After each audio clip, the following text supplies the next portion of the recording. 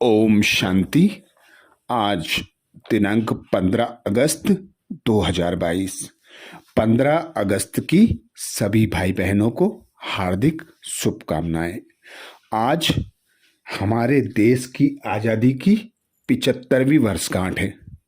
इस उपलक्ष्य में पूरा भारत देश अमृत महोत्सव मना रहा है। तो अमृत महोत्सव की सभी भाई बहनों को हार्दिक शुभकामनाएं। आज 15 अगस्त 2022 प्रातः मुरली बाप दादा मधुबन। बाबा कहते, मीठे बच्चे, तुम हो ईश्वर के एडॉप्टेड बच्चे। तुम्हें पावन बन पावन दुनिया का वर्षा लेना है। यह अंत का समय है, इसलिए पवित्र जरूर बनना है। मीठे बच्चे, तुम हो ईश्वर के एडॉप्टेड बच्चे। तुम्हें पावन बन पावन दुनिया का वर्षा लेना है।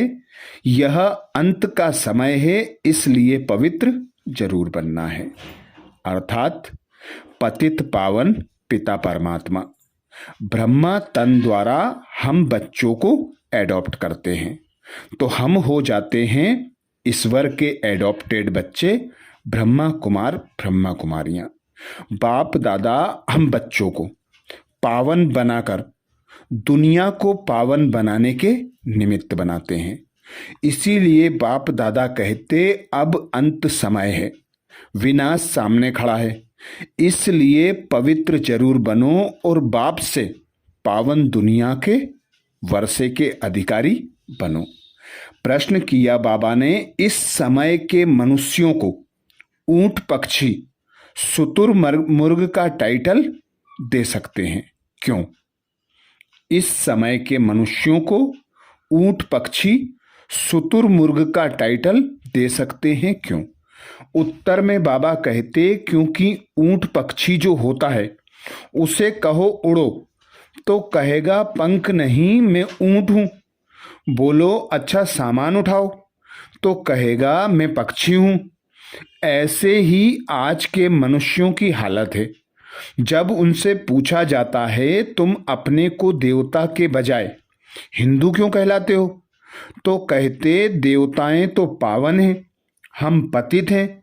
बोलो अच्छा अब पतित से पावन बनो, तो कहते हैं फुर्सत नहीं है, माया ने पवित्रता के पंख ही काट दिए हैं।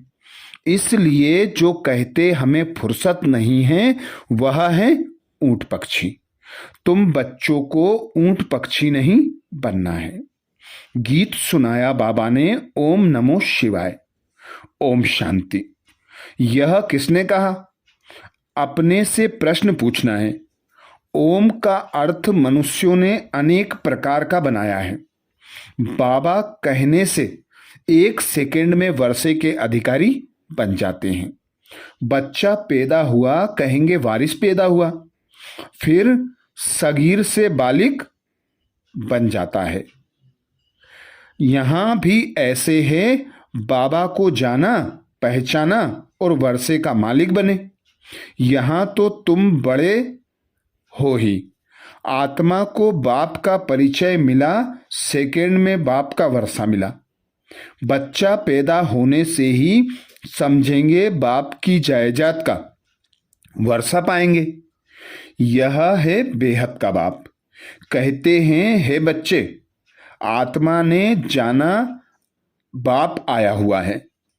तुम बच्चे जानते हो, हम बाप से कल्प कल्प राजधानी लेते हैं। जैसे तुम सेकंड में विश्व के मालिक बन जाते हो।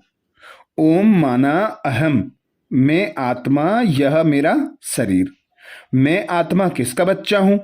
परमात्मा का। बाप भी कहते हैं, मैं ओम आत्मा हूं, मुझे अपना शरीर नहीं है। बाबा कहते, मैं भी ओम परमात्मा हूं, मुझे अपना शरीर नहीं है। कितनी सहज बात है। वह समझते हैं ओम माना भगवान, तो सब भगवान हो गए। भगवान तो है ही एक। वह कहते हैं, मैं तुम्हारा बाप हूं। परम आत्मा माना परमात्मा, जिसको सारी दुनिया पुकारती है, हे पतित पावनाओ, ऐसे कोई भी नहीं कहेंगे कि परम पिता परमात्मा की आत्मा मेरे द्वारा तुमको राजयोग सिखलाती है। किसको पता ही नहीं है, ना मालूम होने के कारण श्री कृष्ण भगवान का नाम लिख दिया है। उसने राजयोग सिखलाया। वह पतित पावन उसको कह नहीं सकते।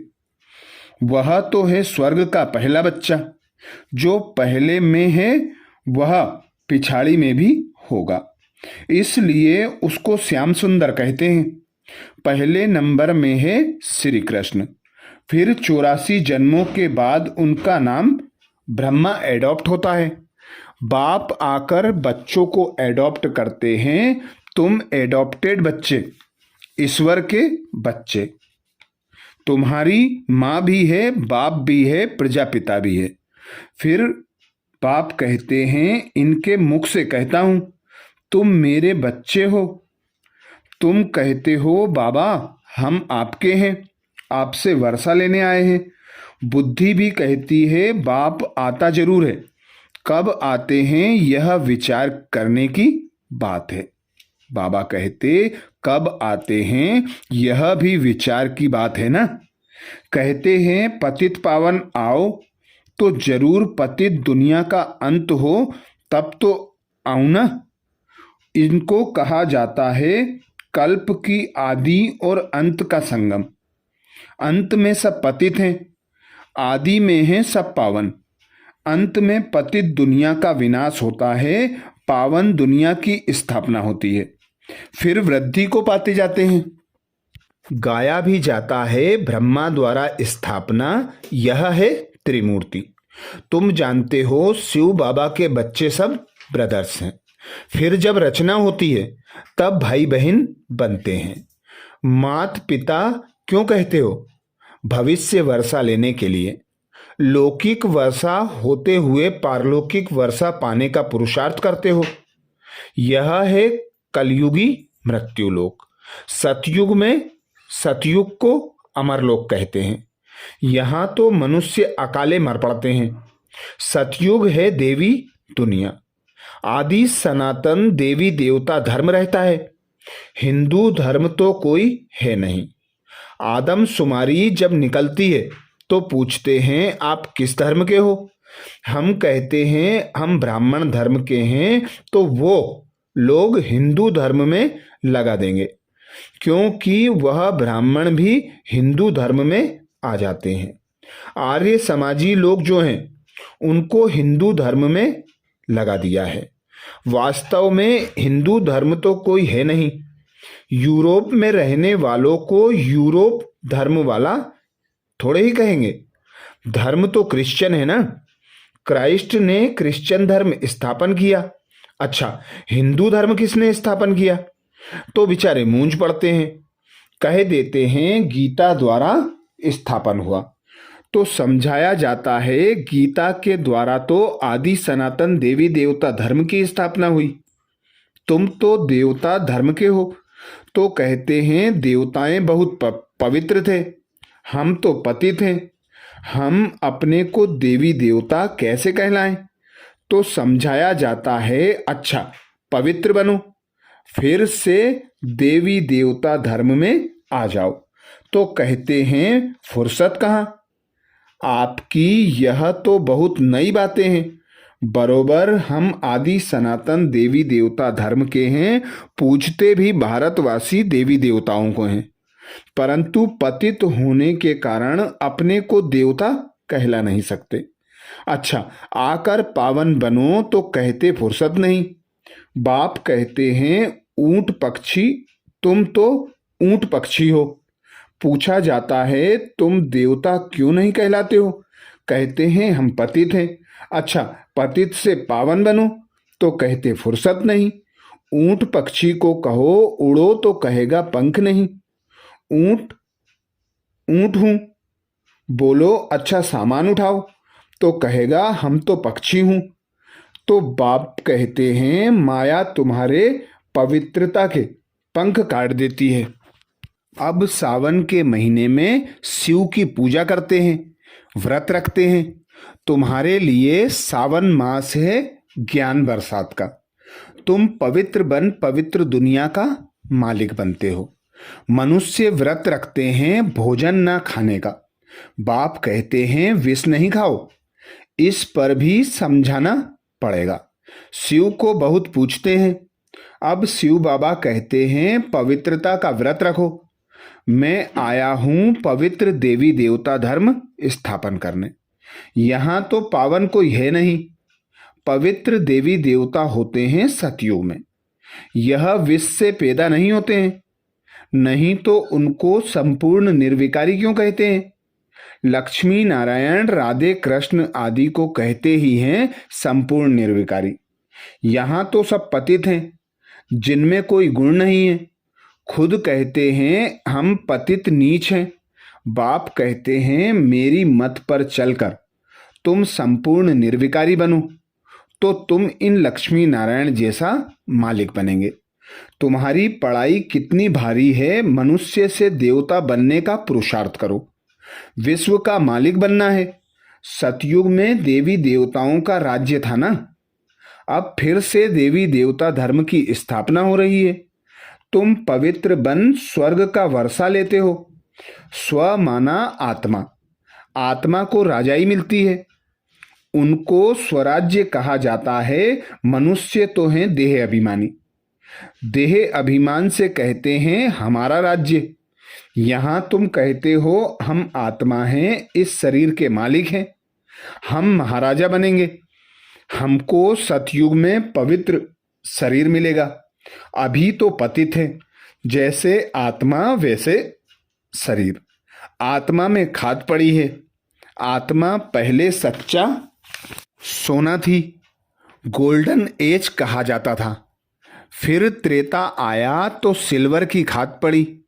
फिर द्वापर में गए तो तांबा पड़ा। इस समय आत्मा झूठी तो शरीर भी झूठा। इसको कहा ही जाता है झूठखंड। अभी बाप के साथ योग रखने से अलाय निकल जाएगी। इसको योग अग्नि कहा जाता है। जेवर से किचड़ा निकालने के लिए आग में डाला जाता है। यह भी योग अग्नि है, जिसमें खाद भस्म हो और हम सच्चा सोना बन बाप के साथ चले जाएंगे। बाप कहते हैं तुम मेरे साथ चल पड़ेंगे। सतयुग में सच्चा सोना मिलेगा। अब श्री कृष्ण को सांवरा क्यों कहते हैं? कृष्ण का नाम रूप तो बदल जाता है। अब बाप समझाते हैं तुम गोरे थे, तुम्हारे में खाद पड़ी है, अभी बिल्कुल आयरन एज्ड बन पड़े हो। अब मैं सोनार हूं। बच्चों को भट्टी में डाल देता हूं। भंभोर को आग लगेगी। सबके शरीर खत्म हो जाएंगे। आत्मा तो अविनाशी है। एक तो योग अग्नि से पवित्र बन जाएंगे। बाकी सब सजाएं खाकर हिसाब किताब चुकतू कर फिर जाएंगे। यह ईश्वर की भट्टी है, सबको पावन बनाने लिए। यह है ज्ञान का सागर। उनसे तुम ज्ञान गंगाएं निकलती हो। फिर मनुष्यों ने उस पानी की गंगा को समझ लिया है। वहां देवता की मूर्ति भी रखी हुई है। वास्तव में तुम हो भगवान के बच्चे, ज्ञान गंगाएं, जो फिर देवता बनते हो। जब स्वर्ग में आएंगे तब तुम देवता, बाबा कहते जब स्वर्ग में आएंगे तब तुमको देवता कहेंगे। वहां आत्मा शरीर दोनों ही पवित्र है। अभी तो पतित है। भारत गोल्डन एज्ड है, फिर सिल्वर कॉपर आयरन एज्ड बने हैं, फिर गोल्डन एज्ड में बाप ले जा रहे हैं। तुम्हारी आत्मा और शरीर दोनों पवित्र हो जाते हैं। बाप कहते हैं मैं धोबी भी हूं, तुम्हारी आत्मा को धोने आता हूं। सिर्फ बाप को ही याद करना है। बस योग में रहने से तुम विश्व के मालिक बन सकते हो। बाहुबल वाले विश्व के मालिक बन ना सके। हाँ, उन्हों में इतनी ताकत है। अगर क्रिश्चियन दो भाई आपस में मिल जाएं तो विश्व के मालिक बन सकते हैं, परंतु लॉ नहीं है। कहानी भी है, दो बिल्ले आपस में लड़े और माखन बंदर खा गया। तो वह दो लड़ते हैं, बीच में माखन भारत को मिल जाता है, इसमें भी नंबर 1 है। श्री कृष्ण इसलिए कृष्ण के मुख में गोला दिखाते हैं। वह मक्खन नहीं, यह स्वर्ग का राज्य भाग्य श्री कृष्ण को मिला। बाप समझाते हैं सब विनाश हो जाएगा, फिर तुम मालिक बन जाएंगे। उसके लिए बाप की श्रीमत पर जरूर चलना पड़े। श्रीमत से श्रेष्ठ आसुरी मत से भ्रष्ट बनते हैं। यह है आसुरी पतित दुनिया, एक भी पावन नहीं। पावन दुनिया में एक भी पतित नहीं होता है। अभी तो सब पतित हैं, गाते भी हैं पतित पावन सीताराम। हम सीताएं रावण की जेल में पड़ी हैं, पुकारती हैं हे राम आकर छुड़ाओ, पावन दुनिया में ले चलो।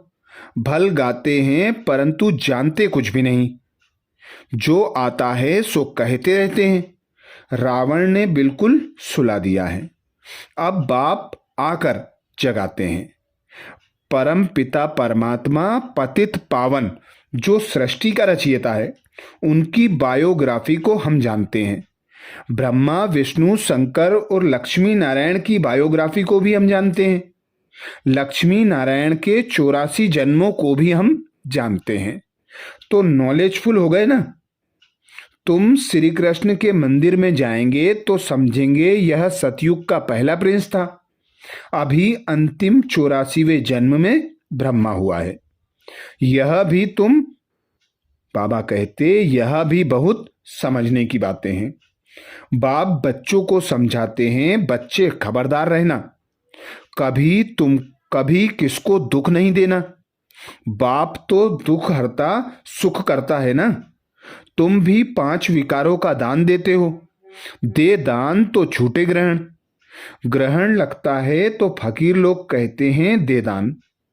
अब बाप कहते हैं मेरे लाडले बच्चे, विकारों का दान दो तो सर्वगुण संपन्न देवता बन जाएंगे। दुख का ग्रहण छूट जाएगा। तुम सुख धाम के मालिक बन जाएंगे।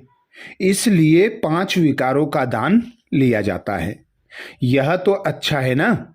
अभी तुम्हारे ऊपर विकारों का ग्रहण लगने से एकदम काले बन पड़े हो। हम तुम्हारे से विकार ही मांगते हैं और कुछ नहीं मांगते। बाप समझाते हैं अब तुम बच्चों को आत्म अभिमानी बनना है। मैं आत्मा हूं, परमात्मा को याद करना है, वर्षा उनसे लेना है। इसलिए देही अभिमानी बनो, देवताएं आत्म अभिमानी बने हैं। अब मुझ बाप को याद करने से ही तुम्हारे पाप भस्म होंगे। हम रक्षा करेंगे, तुम मुझे याद ही नहीं करेंगे तो रक्षा क्या करेंगे। बाप कितना समझाते हैं।